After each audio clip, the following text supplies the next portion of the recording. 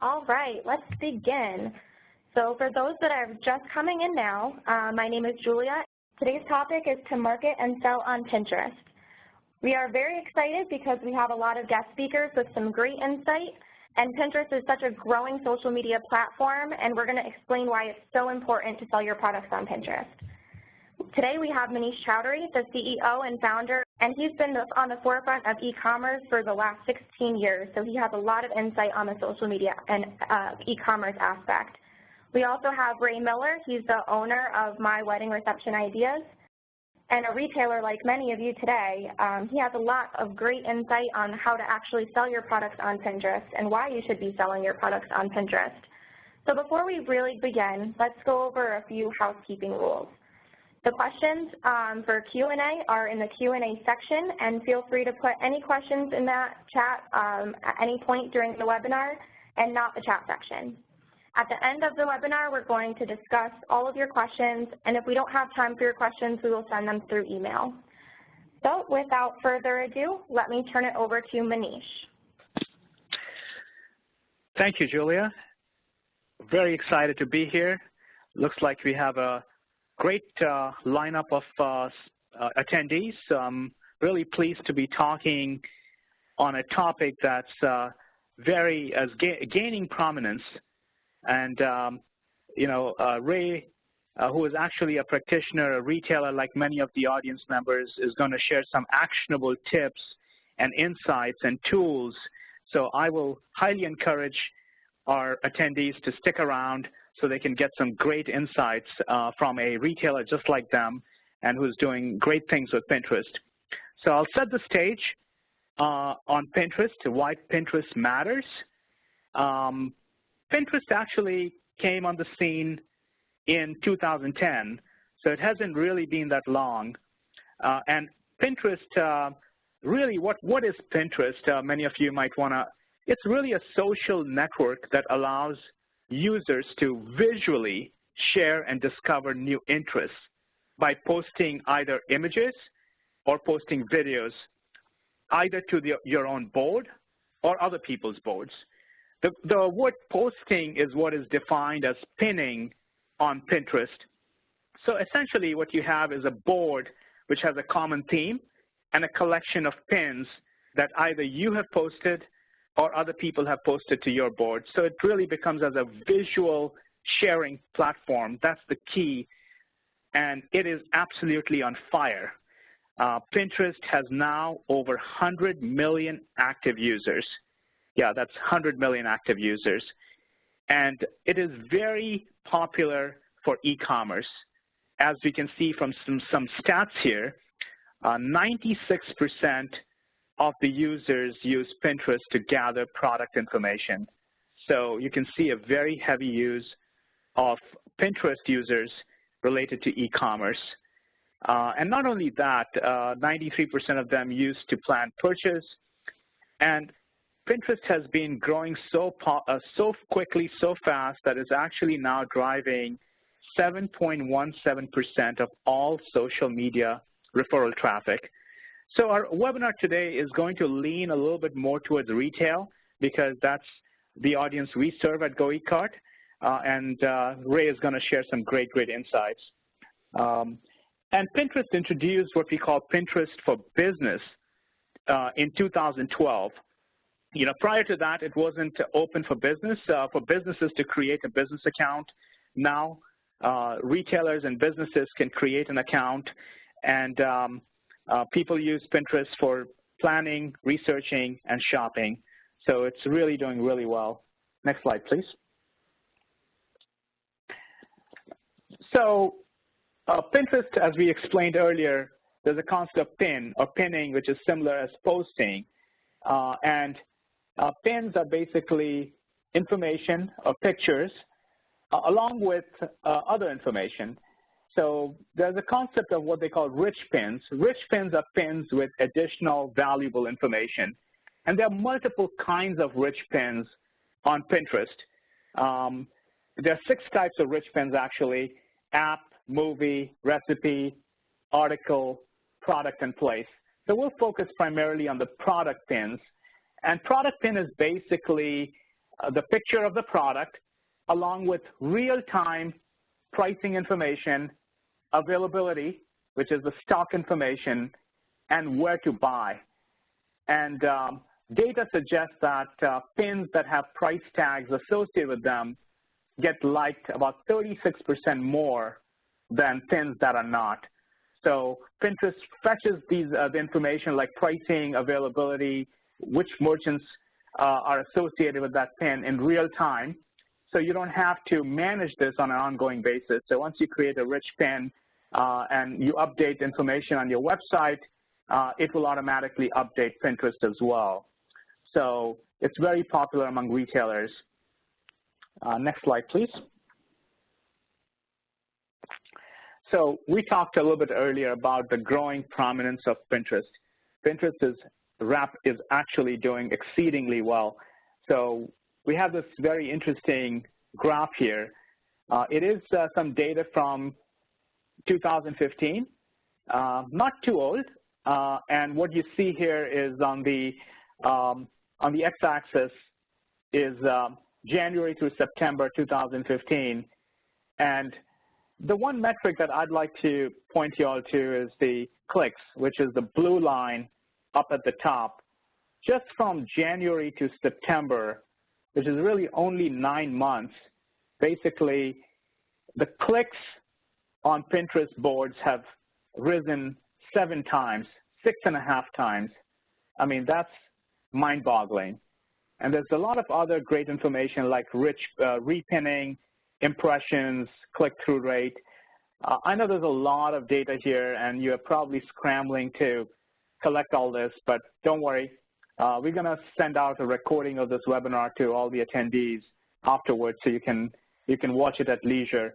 But in short, Pinterest metrics are absolutely phenomenal, and it's only growing rapidly. So all merchants, retailers, and businesses should be taking a good stock and interest in Pinterest. Next slide, please.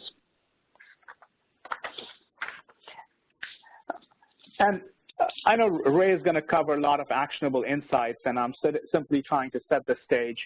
And Pinterest has something called, half-life. How do you promote your business on Pinterest? You pin, which is posting, and what that means, and how does Pinterest compare to your other social media networks out there? Because face it, all businesses have limited time, they have limited resources that they can allocate, and in reality, there are hundreds of networks out there, but you've got to pick and choose. And we have some great data to suggest why Pinterest matters. And the half-life is basically engagement. So pins have an average of 3.5-month half-life. What that means is, say you post a pin and the engagement with that pin will happen, half of the engagement will happen in the first 3.5 months, and the remaining half of the engagement will happen much later or throughout the life of the pin. And that's where it is very different from Facebook. Facebook has a very short shelf life of the post. So you post something, and then people lose track very quickly, whereas the advantage with Pinterest is you post something, you pin something, you can reap the benefit for a pretty long time. In fact, it's almost 1,700 times the life of a Facebook post. So very long shelf life, which means your effort will pay off over long term. Now let's talk about dollars and cents, because all that is great, but how can retailers benefit from this? If you advertise on Pinterest, you should see 4 times the revenue per click on Pinterest than Twitter. So $1 advertised on Pinterest should fetch you $4 more, 4 times than Twitter, and 27% more than Facebook. And Facebook has been there much longer. And they did some study as to what is the dollar worth of each pin, and they came up with 78 cents in revenue per pin. And as I mentioned earlier, there are multiple types of pins. So product pins are just one of the 6 types of pin. So you can imagine if the average is 78 cents, your product pins are actually worth a lot more in sales. So it's totally worth getting involved with. All right. So thank you, Manish, for that great presentation. And let's turn it over to Ray and see how Ray can discuss his experience with using Pinterest. Ray is the CEO and founder of My Wedding Reception Ideas, and he has a lot of great insight and has a lot of great experience with Pinterest. He actually has 33,000 followers on Pinterest, and actually since the creation of this slide, he's gotten 34,000 followers. So only in a few days, he's gotten over 1,000 more followers on Pinterest. So we really think that his experience is going to be very beneficial for all of you to learn how to use Pinterest for your business. So welcome, Ray. Thank you, Julia, and thank you, Manish, and hello, everyone. Glad I could be here and share some information, some great information and some great stats that we've learned over the years with Pinterest. So with things we're going to cover today, I think Julia has already done a great job of explaining who we are. My Wedding Reception Ideas, we sell personalized wedding decorations, favors, accessories, and gifts. We've been in business since 2003. We've been with GoEcart just as long. We're going to talk about why Pinterest should be included in your marketing strategy. We do use what we call a holistic marketing strategy. We do organic, paid, and social media marketing. We cover all the bases. I think it's critical these days. We believe here that Google's algorithms are starting to reflect more and more based on data that we see. You know, it only makes sense. People are sharing more and more on social media, so why wouldn't Google and other search engines use that as a critical algorithm data point? We're also going to talk about creating, some of you may be familiar with Pinterest, some of you may not, so we're going to quickly talk about how to create a business account and what pins are, how to optimize your boards and pins, how often to pin, what to pin, and a couple of great tools to help create and schedule those pins. And then one of the most important things, promoting those pins. So the first thing we're going to talk about is why should Pinterest be included in your marketing strategy? As Manish said, there's over 100 million Pinterest users today, and most of them are informed, affluent, and very visual consumers who use Pinterest to plan, buy, and provide they use Pinterest, to plan for a purchase or an event, and then eventually buy if they find the proper promoted pins or rich pins. We've been doing this, we jumped on board with Pinterest in 2012, and we were fortunate enough to get into the beta program for promoted pins about a year ago with Pinterest. We kept knocking on their door until they let us in, so we've learned a lot of valuable information. We've done a lot of testing. And another thing Pinterest does, whether you're using promoted pins or just letting your pins work organically, is you do create long-term traffic and revenue source to your platform. So let's see if I covered everything here. Yeah. Oh, and the other great thing is it is free. If you don't have to do promoted pins. So there's a lot of companies out there. There's a lot of people we see. They're just doing the, they've got staff and they're working on putting those pins out daily, weekly, monthly, and they're generating enough revenue. But if you want to take it to the next level, then promoted pins is the way to go. So if you need to set up a Pinterest account, it's real easy. You go to pinterest.com/business. It takes a few seconds. Even if you're not planning on actually creating boards and running a Pinterest campaign, it's great to get in their system because they're going to send you some insights and some emails once you're set up with that account. So you'll get some good insight from them because they're very active on coaching you and telling you what's working and what isn't. We're currently working with one of their associates there now, and we're retooling some of our marketing campaigns and doing some testing. So they're very helpful there. So the next thing we're going to talk about is what to pin. It's not just about products. You can promote, there's audiences out there that are planning or doing research for insurance, life insurance, health insurance. They may be looking at retirement plans. And the reason Pinterest is so helpful in that is because, again, this audience is very visual and they're planners. So infographics work great, charts. On the next slide, you'll see lifestyle images. Lifestyle images things that really are warm, that are showing actual shots of people using the product, and then product shots on the next slide. You can be very creative with product shots, showing recipes, giving ideas, layouts on tables, many things. It doesn't matter what product you're promoting. What you need to learn to do is create great images and then tell a good story about that image. You want compelling, colorful images that make a statement or tell a story to inspire the audience, and ultimately you want them to pin your pin to one of their boards. And then what happens then, the great thing about Pinterest is it's so viral, they're connected to other boards and they're connected to other friends. They see it, they like it, they repin it. So we see a lot of repins, and we see that through our analytics data, because Pinterest does code those URLs to let you know, is this did person click on this? Is that the original person that saw your pin, or is it someone who saw it in a repin? So it's very viral. Now, optimizing your boards and pins. There's just a couple rules that work well, and Pinterest is real good at conveying this message. Again, images number one, that's key. Pinterest uses a broad search term algorithm. So it's important. A lot of people will start pinning images. They don't put anything in the description field. Very important you do that, because if you have nothing in that description field, chances are you're not going to come up in a search. Pinterest allows for up to 500 characters in your product description. We usually average between 300 and 400, but a lot of them we'll find we're maxing out. So it forces you to go back and say, okay, are we saying too much?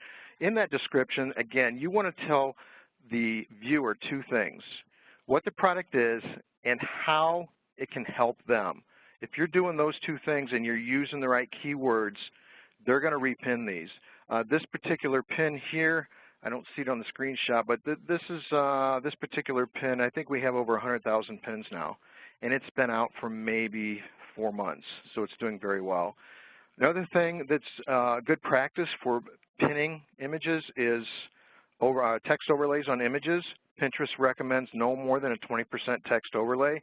We do experiment with these. We'll do, as you can see there's a wedding souvenirs cups pin. We'll take that same image without a text overlay, and we'll pit them against each other, and we'll test them to see which one's performing better. The one that's performing better we'll continue to run and probably promote that pin. Back to what Manish said, open graph meta tags or rich pins. That's what this slide shows. The $51, the personalized gold medal scroll gift card box, that is the result of a rich pin. Now, where do rich pins come from? Pinterest is pulling this data from open graphed meta tags on your website. So you need to have those. You can have them on any page of your website. It's a good practice to have, because it not only works for Pinterest, it works for Facebook and other social media avenues as well. So you want to make sure you have those open graph tags on your product pages and your category pages. The other thing that you want to be sure not to do with Pinterest, and they're very strict on it, is you don't want to spam. Okay, spamming means keyword stuffing, strong calls to actions, buy now, and we're going to take you to, actually, this is one of their pages. This tells you in a nutshell what they discourage you from doing. Images with prices and discounts. They don't want you to have that stuff in the image. That's not the point, because their audience is wanting to plan. They don't want people shoving promotions in their face. Images with false sense of urgency, buy now or click here now. They will take those down. They will ban your account quickly if you do that. They frown strongly upon that. Images with confusing design elements. Images with testimonials and ratings. Descriptions with more than one hashtag. Hashtags don't work on Pinterest, and they don't want you using them. We don't use them at all anymore. We've been down that road. Hashtags were big. Everyone was doing it, so we're hashtag all over Pinterest. It doesn't work. It actually turns people off. So it doesn't work on Pinterest. I'd recommend not using any hashtags. Obviously, images or descriptions with shocking content or profanity they will not tolerate, and images or descriptions with improper grammar and lots of capitalization and symbols. So you don't want to do all caps in your description. Again, that's considered offensive and spammy. Keywords, for instance, I said, you know, rich descriptions with keywords. Just be natural, just like Google or anyone else will tell you. You don't have to go in there and type 3, 4 different variations of the same keyword structure within your description. Again, and I'll use our industry as an example. Pinterest has a broad search term algorithm. So you get the word wedding in there, a lot of other long tail keyword phrases are going to be associated with that, so you don't want to do that. As far as a call to action goes, on the next slide, I believe we have an example of that, and you might have seen it in some of the other slides. Here again, this is a rich pin. This is a product that's showing the price, the product title. You're seeing a description here, but towards the end, you'll notice this set can be ordered at, and then we're actually putting our link into the description. This was a suggestion by Pinterest, okay, because they said you can use a call to action. We're saying, well, you've been telling us not to. How do we do that? And this is exactly what they said, a soft call to action. This item can be found on, or this item can be ordered at, and then put your link in there. We found that by actually putting, because the image, that's already linked to that page, okay? That's what happens when you create the pin. But by putting in the description, we found about a 20% increase in click-throughs because people are actually, I think, and those are the ones that are really more of the informed consumer, more on the planning side than the wishful thinking side. So, again, that's a great example of a soft call to action. And the last thing you want to do in your pins, once you get some boards set up and get some pins and you're saying, I really want to take it to the next level, is you want to promote your pins. In this particular slide, the second pin, we highlighted, it says promoted by. That is a promoted pin. And you're not going to see, it's not something like going to a search engine and you've got a top row or a right-hand column where you're going to see a bunch of ads. They have an algorithm, again, that determines whose ad's going to get shown up there, and they don't show a whole lot of them.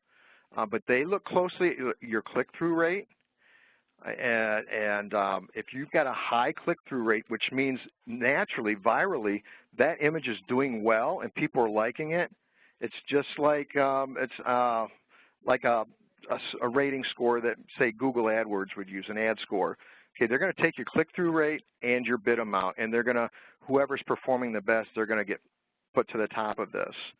So that's a promoted pin.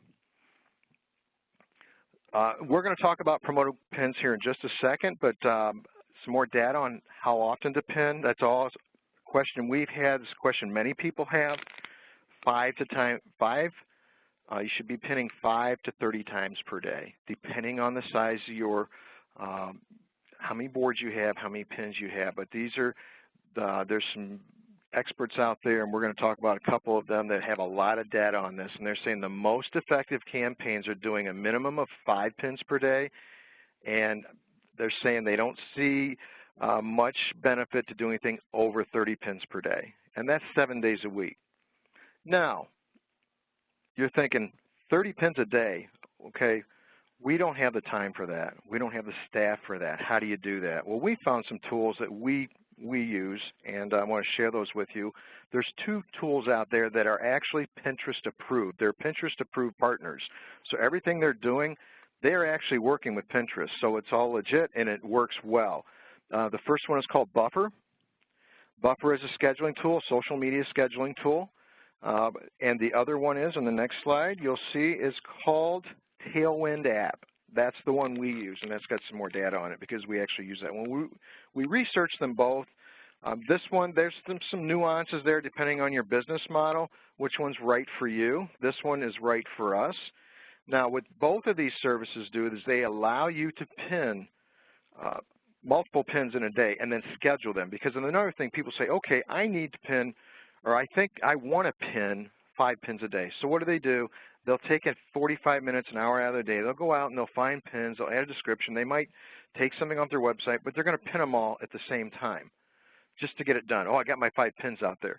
Well, you're hurting yourself for a couple reasons. Number one, you don't know what your demographics are doing out there. You have no metrics. You know, is your particular audience, are they most engaged around lunchtime at noon during the day? Are they engaged right after work between 5 and 7? Are they engaged later in the evening or first thing in the morning?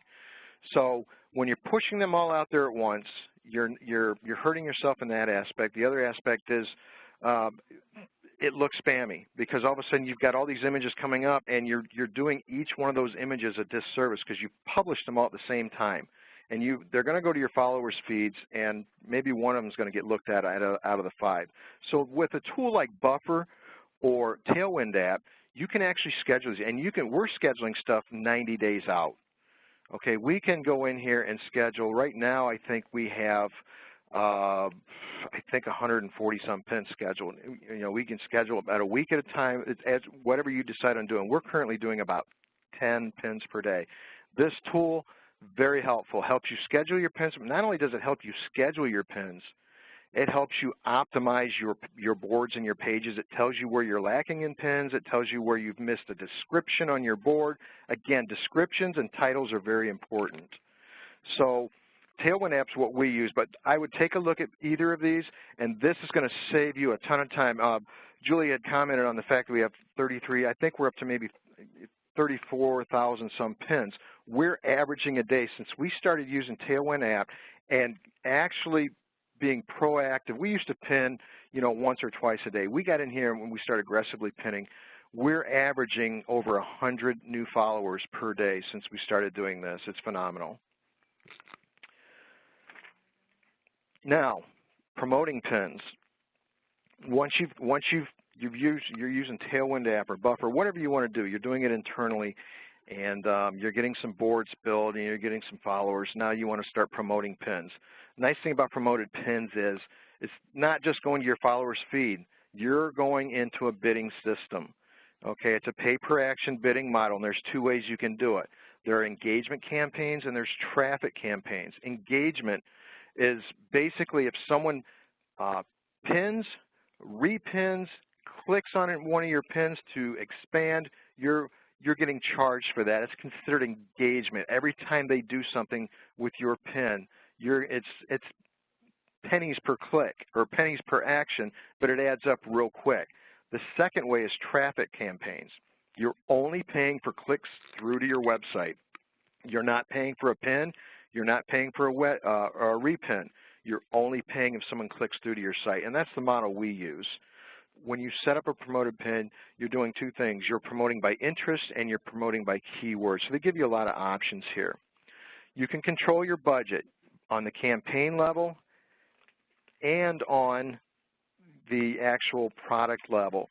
So let's say we want to have a campaign. This particular campaign is gifts for groomsmen. So we've got a daily, let's just say we have a daily budget on this of $100. So no matter how many pins we have in here, what our bids are on a particular pin, if something happens, like our weekends are very heavy. We see great spikes in the weekends. So our budget might max out on something. We don't want to go over a certain budget. So we can cap the budget, and then we control the bid at the product level. So it's good stuff here. And I'm sorry, I wanted to show you this here. If we could go back to the previous slide. Okay, there's 2 things again, interest and keywords. Interest, as you can see here, we chose sports. We chose all the sports because this particular item, this is thing that sports-minded people would enjoy. There's also, you can go into other interests. They have men's fashion, women's fashion. So you pick your interests, and then below that you'll see keywords. So if we'll go then back to the slide here, this is where we were picking keywords, and you can also import. If you have keyword lists, you can import them. And once you've had a pin working for a while, Pinterest will actually suggest other keywords that'll work well. We've found that to work very well for us. So you see on this particular item, we have 32 interests and 528 keywords.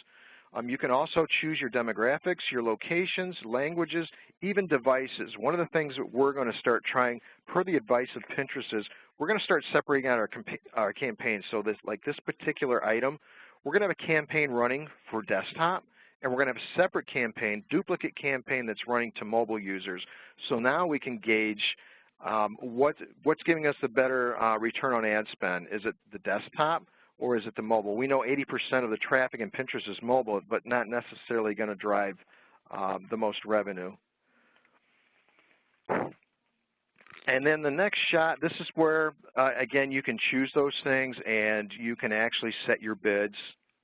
Now, they do have what's called a bulk upload tool. You can do all this stuff in bulk if you have a lot of pins. You don't have to use the interface. You can actually download your current campaigns and bids. You can tweak them. You can do whatever you want, and then you can upload them again so that you can make that a little bit quicker. And then the last slide I want to share with you, just to show you, again, I hope that Manish and I have both conveyed the importance of getting on board with Pinterest. But this is actual data, and this really reaffirms what Manish was talking about, that 3.5 month half-life.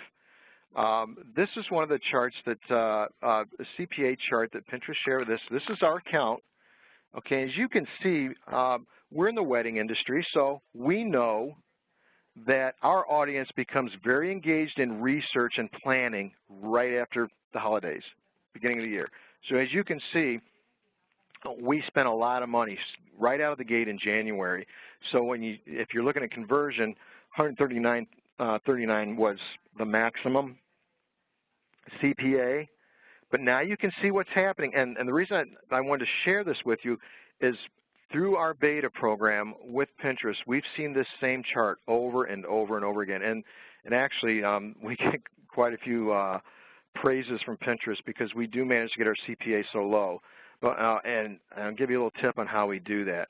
So knowing that that audience, that planning cycle or that longevity of that pin is going to be a half-life of about 3.5 months, we invest heavily during the periods we know that people are getting engaged. I'll give you a perfect example. Christmas, Pinterest knows, and they'll share that information with you, that people start engaging and planning for Christmas 4.5 months out.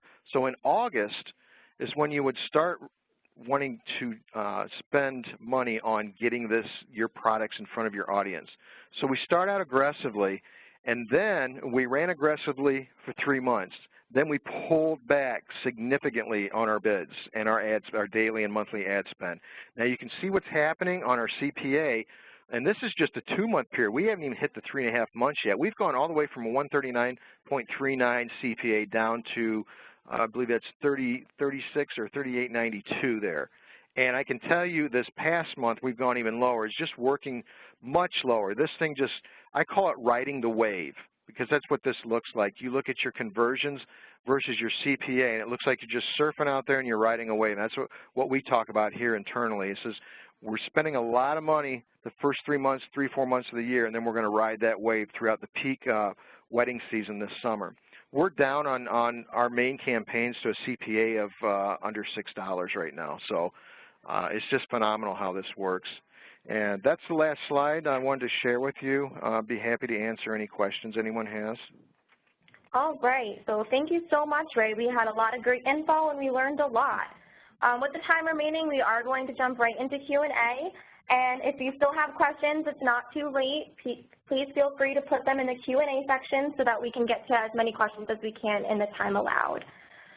So if you don't get your question answered, don't worry. We will still be answering it through email. So even if we don't get to your question, you will still get an answer. So please feel free to put those in the Q&A box. So the first question that we have is for Ray. Ray, obviously you have created a very successful following on Pinterest. Obviously you've showed that you have a lot of great experience and you have a lot of great information to provide, but how long did it take you for your pins to actually catch on? When starting from scratch, when should these business owners start seeing results? With today's Pinterest model, you should see results fairly quickly because you have now the option of the promoted pin. Before, promoted pins were released to the public, and by the way, I forgot to mention that we were in a beta program. For anyone who's not aware, that is now about 2 months ago, they opened that up to the public so anyone can promote their pins. What I would suggest is you go out and start, if you've already got boards, start practicing with promoted pins. Another thing that I can't speak for Buffer, but with Tailwind app, they have a great tool they partner with called Canvas. or Canva. I think maybe some of you are familiar with it. They've got templates already in there to help you build great images for your pins. But I would recommend anyone starting out, put some promoted pins out there, because you're going to look for data. You're going to look through click-through data, click-through rates, and you're going to look at the other thing you're going to look at is impressions. Okay, if you're seeing a lot of impressions and a low click-through, okay, you need to create another image. And another thing we did is don't just create one image and put it out there. Do like we talked about. Do one image showing the image with your description. Do another image with maybe a 20% text overlay, and change up that description a little bit. Pit them against each other through promoted pins. See which one works best, and then come back out of it. Now, another reason I suggest promoted pins is because you're going to get such a much larger audience than trying to go out there, because yeah, there's 100 million people out there on Pinterest, and it seems like there's just that many people out there pinning their stuff as well. So it all boils down to getting a high-quality image and getting that high-quality content and getting people to engage that, because that's what's creating the click-through rates and the virility. So I hope I answered your question. I would highly recommend promoting your pins. And another thing is, when you start doing this, don't set a high budget on this. Okay, you're going to see down at the bottom of your promoted pin. When you promote a pin, you're going to see they're going to suggest what everyone else is doing. I can tell you from experience, you do not have. I'll give you an example. We have some pins out there that are running right now at 17 cents per click is our bid. Okay, they're suggesting between $1 and $1.89. If you did that, you're going to get a lot of traffic, but you're going to get a lot of daydreamers and stuff like that. Okay, what we've learned is we like to start every time we initiate a new pin, we'll put a 50 cent per click bid, and we'll watch it for a day or two. If that sucker's taken off, we got a high click-through rate, we've got a great image, a great viral image, we're going to let it go for maybe a week and then start backing it down, because the important thing about repins and the virility of Pinterest is give yourself a jump start. Give yourself that little boost, those impressions, and people starting to click it. And that's where, okay, other people are starting to see it, and they're starting to repin it. So if you don't give it that shot in the arm, it could sit there for a while before you see anything happen. That's great, Ray. I mean, $6 cost per acquisition is a marketer's dream. You know, that's. I know you are very active on Facebook as well. I mean, would you talk just briefly to our audience about, what are you seeing in terms of ROI? I know you're very active on Facebook because Facebook has been there much longer. What advice do you have? What are you seeing in terms of ROI compared to the two networks? Well, I can tell you, Manish, we don't even advertise on Facebook anymore. Everything we do on Facebook is organic, because I don't have the numbers in front of me. Caught me off guard with that question, but I can tell you our return on ad spend was our cost per acquisition was much higher on Facebook, and that's because you have to keep. The way I explain it is, you put a post on Facebook, 3 seconds later, you're buried, you're gone. Who's ever going to find you again? That's the great thing about Pinterest. One of the Pinterest mantra is called "Let it bake." Okay, and the other thing is a pin is forever. I said it backwards. A pin is forever means someone likes your idea, they're planning for Christmas, for an anniversary party, for a birthday. It doesn't matter. Maybe they're going to buy a pair of shoes. People are planning everything. They're comparing things, and they love to do it on Pinterest. Okay, they put that in their board saying shoes, or they've got a board called running. That is there forever unless they intentionally go in there and delete it. It's always there for them to come back and reference to. And that's what we found Pinterest is so powerful, is the fact that planners use it. So we stopped using Facebook because our return on ad spend was terrible. So we focused a lot of our dollars, most of our dollars, over to Pinterest. Now, another thing we do, though, we are still active with Facebook, because another thing you can do with tools like Deliverr, okay, and we can actually do it through the Tailwind app. All of our pins, we're pushing those through to Twitter, to Facebook, to Google+.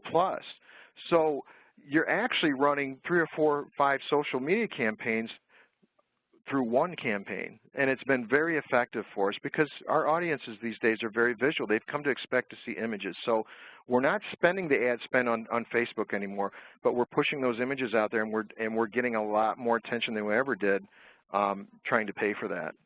That's brilliant, because what I wanted to highlight is people who have been so enamored simply by the Google AdWords that the cost per click keeps going up, and the conversion rates are very hard, and they blow through hundreds of dollars before they get an acquisition. This is a great opportunity to get on something that, frankly, not all the marketers are fully familiar with, and not everybody is using it, and that's where the window of opportunity lies, that once it becomes totally mainstream and everybody is 100% up to speed, then the cost is going to go up dramatically. So, I mean, I think it's a great opportunity for marketers to invest the time to learn and use this visual sharing platform. Absolutely. Now's the time to get in on this, because not only are you getting ahead of the pack, but you're going to learn.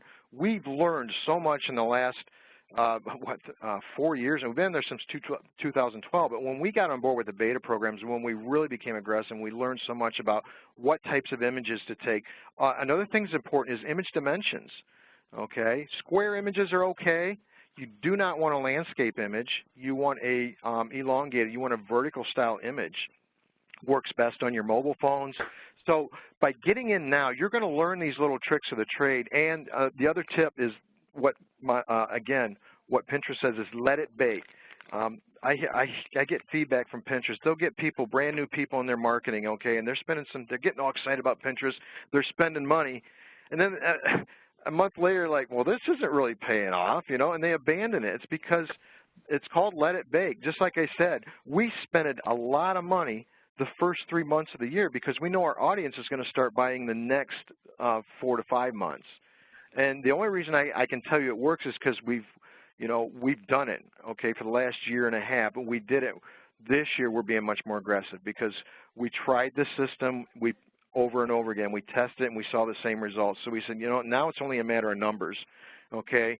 Instead of, just to use round numbers, instead of spending $1,000 a month on an ad budget that you know is working, now you're going to spend $10,000. You're going to, what we have seen with Pinterest is the sales follow those numbers. It's incredible. Right.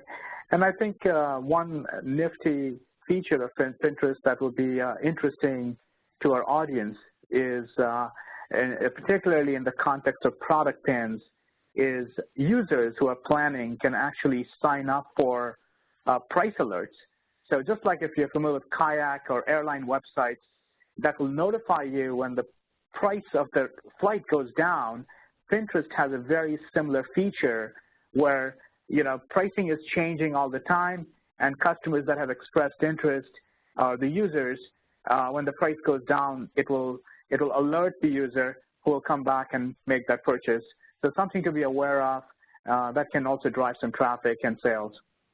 And another thing that I can tell you, because I just had this conversation with one of Pinterest support developers, we were talking about, you know, every now and then they'll come and say, you know, hey, what's working, what isn't? And I said, you know what?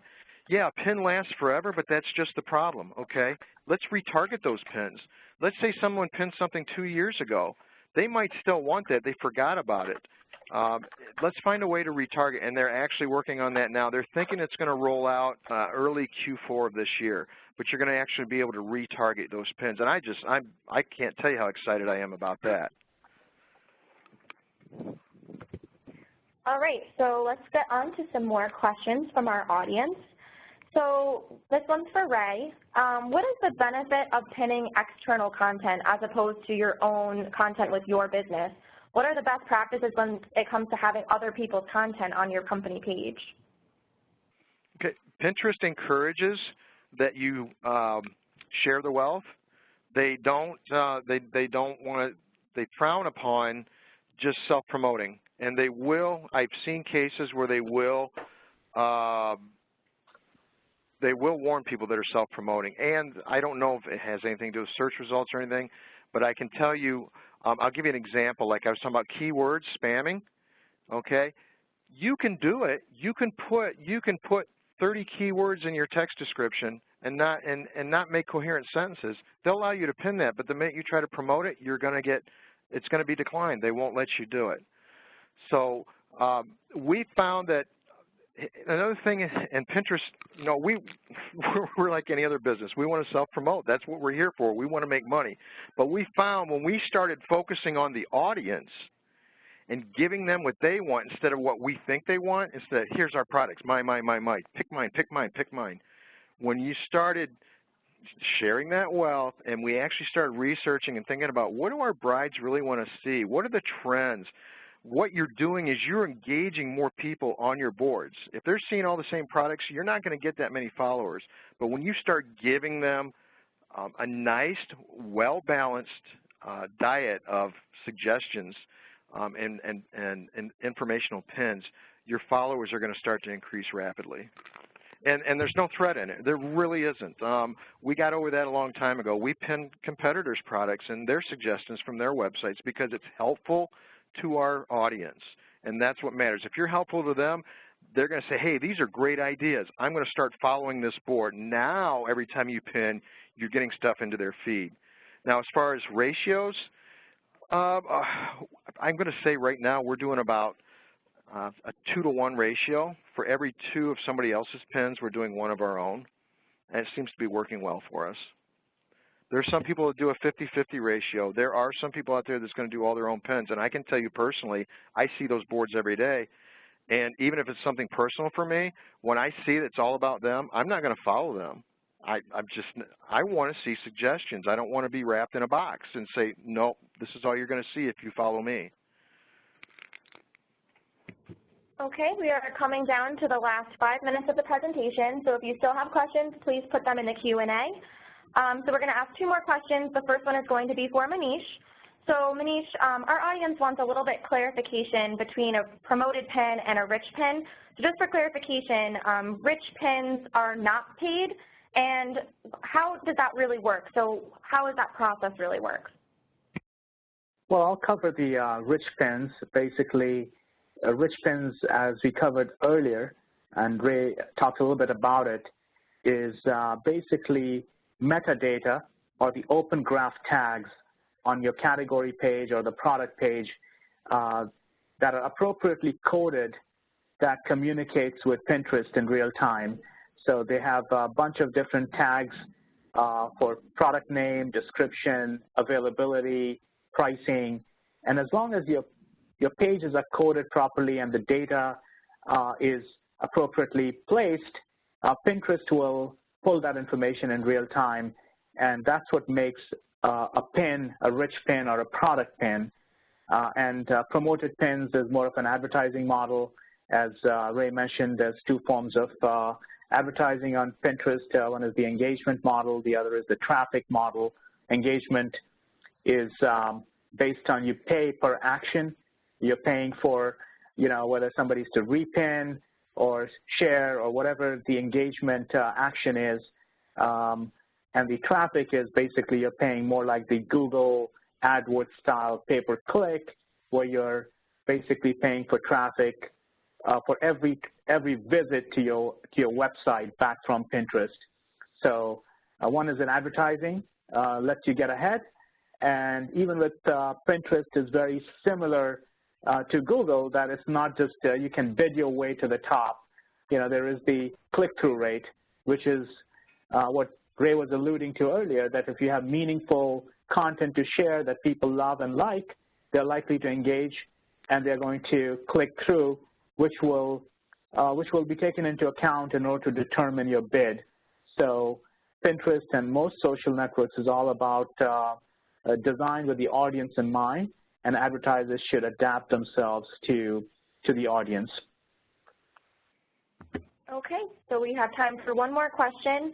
And if you did not get your question answered, we will still be sending out an email with the answer to that question. So the last question is from our audience. Ray, how do you acknowledge the photographer or blogger on a Pinterest post because you're not using hashtags on Pinterest? So, you know, don't people usually want credit for their photos? I'm sorry, could you ask that question again? So usually when you pin external content and it's not your own, if there's a photograph or anything like that, how do you provide them credits if you're not using hashtags? Okay, well, the way you're providing credit is if you pin something from somebody else's website and someone clicks on that, they're going back to their website. You don't want to take somebody else's pin and and put it on your website and bring it to bring someone back. Obviously, that's illegal. What you're doing when you're going out and pinning, and a tool like Tailwind App or Buffer allows you to do this, you're on a website that's related to your industry, and you see some great images and some great content descriptions. You say, this would be great for this particular board that I want to share with my followers. Okay, you're gonna pin that to your board. When you're pinning that Pinterest is taking the URL from the page you got it from, and it's being posted with it. And if that site is optimized with Open Graph tags, they're pulling in a description. Now, if they don't, we'll pull some of the description off of their site, or we'll say, hey, here's a great idea from this site, and go see it. So give the credit to that site. Some people choose to actually give credit in the description. You can do that. And again, if you want to use a hashtag, there's nothing wrong with that. Pinterest just says no more than one hashtag, because most people are abusing hashtags. They're using it as a way to, they think they're doing is using it to get attention on keywords. So, but if you go to any of our pins on there, if someone else's images, you're going to their website. They're getting the credit for it. You're actually advertising for them. And we've had nobody, we've got thousands of pins, over 8,000 right now. Nobody's ever said, hey, take that pin off. We don't want people coming to our website. Okay, thank you, Ray. Thank you for the presentation and your valuable time and insights. So it looks like we are out of time. If you need to reach out to me for any reason or a free demo, you can reach out to me. My email is on the screen, and my phone number is 203-612-5581, or you can also connect with us on social media. Thank you, Ray and Manish, and everyone for joining us, and have a great day.